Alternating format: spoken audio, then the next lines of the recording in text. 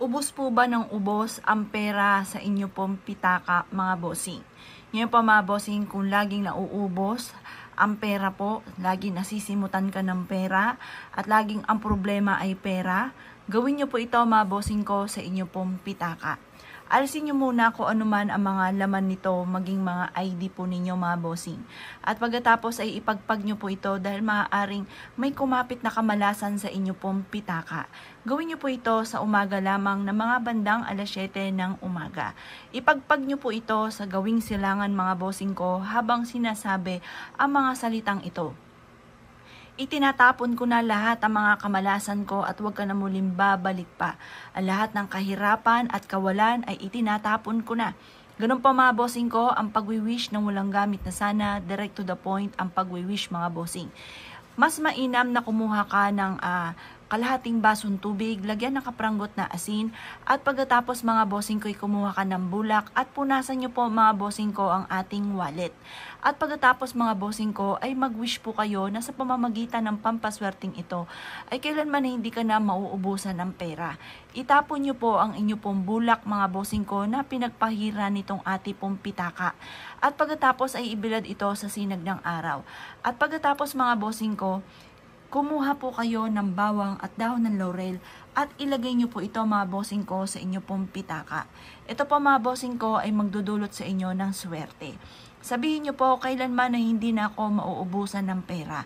Maraming pera ang darating sa akin. Siksik-liglig at umaapaw at napakaraming blessing ang darating sa akin. Ganon ang mga pag-wish na walang gamit na sana, direct to the point mga bossing. Pagtapos na po kayo mag-wish mga bossing ko, ang gagawin nyo lamang mga bossing, ito pa mga bossing ko ay ipapasok po ninyo itong dahon ng laurel dito sa loob ng ating pitaka. At magsasabi kayo ng lahat ng nais ninyo na maganap mga bossing ko sa buhay po ninyo mga bossing. Ngayon pa mga bossing ko, simple at napaka-epektibong pamamaraan. Pero mga bossing ko, ito pa mga bossing ko yung masabi ko lamang po sa inyo, kung kayo po mga bossing ko ay walang pera, huwag nyong hahayaan na kahit singkunduling mga bossing ko ay mawawala ng inyo pong pitaka. Dapat kasi mga bossing ko, may magtatawag ng swerte, mga bossing ko, or magtatawag ng pera sa inyong pitaka. Kaya wag niyong hahayaan na talagang masisimot kahit piso ang inyo pong pitaka, mga bossing. Dahil yan po ay isa sa mga sumisimbolo ng kawalan ng pera talaga at wala nang magtatawag ng swerte. Wala nang magtatawag ng mga kasamahan po niya.